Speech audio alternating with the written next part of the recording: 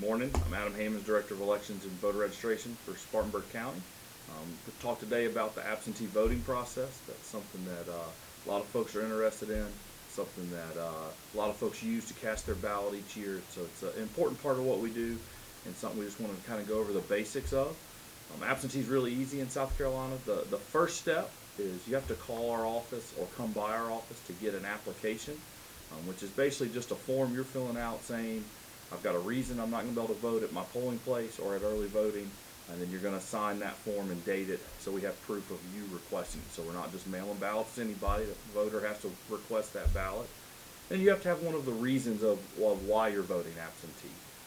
And so those reasons are available on the website, scvotes.gov, that we talked about previously. They're also available here at the office. I'm going to run through those. Persons with employment obligations, so someone, if you've got to work, it's going to keep you out of the county during early voting and on election day. Someone who is sick or physically disabled, and you're taking care of that person, that'll keep you from going to vote, again, during early voting or on election day. Someone who is confined to a jail or a pre-trial facility pending a trial, so not someone that's been convicted, but if you're awaiting trial, you're still eligible. Persons who will be absent from their county of residence. So if you're just going to be out of town, whether it's for work or vacation, or you've got to go see a family member, whatever it is, if you're not going to be in your county of residence on election day or during early voting, that qualifies you. Someone who's physically disabled, someone who's over 65 years of age, members of the armed forces who are out of the county, and then persons who are admitted to the hospital as an emergency patient right before the election, so within 4 days of the election. So those are kind of our reasons. A bunch of people fall into that. College students that are out of the county, that going to school at USC, going to school at Clemson, going to school somewhere out of state, going to University of Kentucky or Georgia or wherever. Those folks qualify. It doesn't, our reasons used to be longer and really spelled out. They kind of put them together, so they're just much more generic. So as long as you qualify through one of those reasons, then you're eligible to vote absentee. So call the office, come by the office, and you can do this anytime we're open, 8:30 to 5, Monday through Friday here in Spartanburg. You come in, we'll get you the form, let you fill it out. We can also mail you that form. It has to be returned by mail or in person. We cannot accept it electronically. You can't scan and email it to us. We've got to actually physically have the piece of paper with the original signature. Once you do that, the next step is we're going to mail you a ballot. And so an absentee ballot, this is a sample, but an absentee ballot looks like this without the big word sample across it. It's got just places that you bubble in. You use a pen or pencil. There's some instructions on there at the top that tells you, but blue or black or pencil, any of them will work. It reads through our scanner just fine. When you get that ballot, you're going to get it in a whole pack of information, a ballot envelope. The yellow stripe is the one coming out to you. You'll have your address right here. And inside that, there are several pieces that are important that we pay attention to. One is there's an instruction sheet. And on our instruction sheet, it gives you the basic information of how to fill out your ballot, how to put it back in the envelope correctly, how to make sure that everything gets back to us so that your ballot's going to count at the end. You also have an authorization to return form, so if you yourself can't bring your ballot in, or if you're not going to mail it back, if you want someone else to bring it back, make sure you and them, you both have to fill out this form. That way we can accept it from another voter. Another person doesn't have to be you, doesn't have to be a spouse, it can be a neighbor, it can be a friend, but we do have to have that form.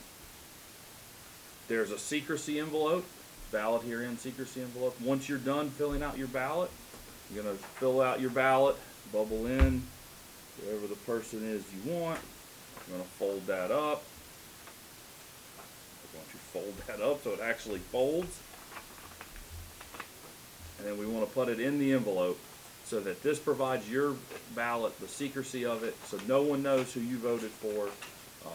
We are guaranteed secrecy of the ballot in South Carolina. And we want to make sure that we get that all folded back down in there. Come on, envelope.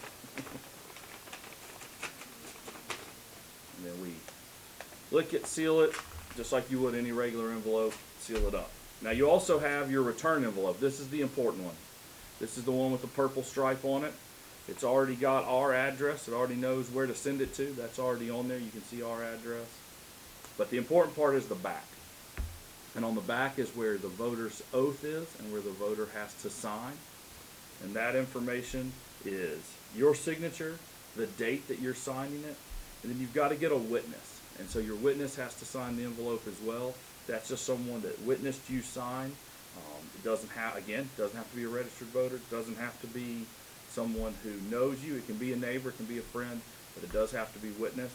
There's a place for them to sign, for them to print their name, and then for their witness address to go. And so once you get all that done, make sure you take your ballot. It goes into the envelope. And again, we seal it up. And then this gets dropped in the mail to us. It does not require postage. It is postage paid by our office. So all you've got to do is get it to the post office. You can put it in your mailbox in front of your house. You can drop it in a blue box. Or you can return it in person here at the office. You do not have to mail it if you do not want to. These are all secured in a ballot box here in the office when they come in. They're checked into the computer. It says, Mr. Smith returned his ballot. That way you can't return another one. We've already got your ballot. We got some double checks to make sure that people only get one ballot. And then it goes in a ballot box.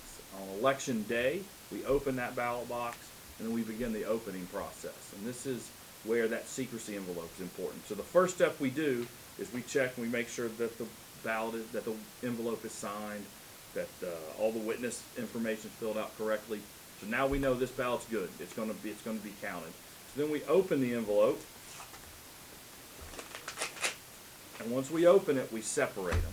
So now we no longer know who this ballot was for. This is providing that secrecy so that you don't have to worry that anybody knows who you're voting for just because you were voting on an absentee ballot. And then the next step is we open the inner envelope, we separate them, and once that process is done, we begin the process of scanning all the absentee ballots. And so that process is done here in our office. We have high-speed ballot scanners. They go through, they scan all those ballots, and then we wait at 7 p.m. that evening. We close that scanner when all the polls close, and we read those results into the system.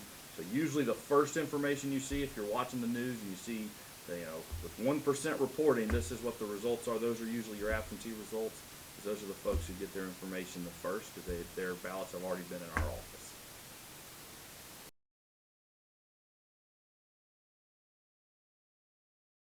As always, make sure you're registered to vote. That's the first step. You can't get an absentee if you're not registered to vote. And then obviously we're always looking for help. So if you're ever interested in being an election day poll worker, please contact our office. We can always use more poll workers. We always have spots here at the office to help with this process of opening ballots on election day as well. So if you're ever interested in helping in the election process in any way, contact the Spartanburg County Voter Registration and Elections Office.